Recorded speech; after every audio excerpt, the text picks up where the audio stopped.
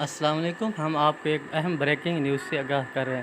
زلزلہ پیما مرکز کے مطابق شام 6:52 پر مکران ڈویژن کے علاقوں پسنی، گوادر اور ماڑا کیچ اور گردنواہ میں زلزلے کے جھٹکے محسوس کیے گئے، جن کی شدت ریکٹر اسکیل میں 5.6 ریکارڈ کی گئی. بتایا جا رہا ہے کہ زلزلے کا مرکز گوادر کی تحصیل پسنی کے قریب تھا، جبکہ زیر زمین گہرائی 60 کلومیٹر تھی.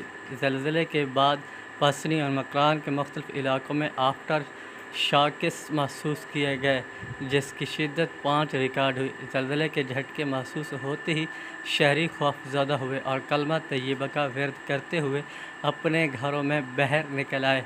دوسری جانب ڈائریکٹر نیشنل سونامی سینٹر امیر حیدر کا کہنا ہے کہ پسنی میں آنے والا زلزلہ سمندر میں سب ڈکشن زون میں تھا. انہوں نے بتایا کہ زلزلے کے بعد ایک آفٹر شاکس بھی آیا، تاہم 5 کی شدت کے زلزلوں سے سونامی پیدا نہیں ہوتا.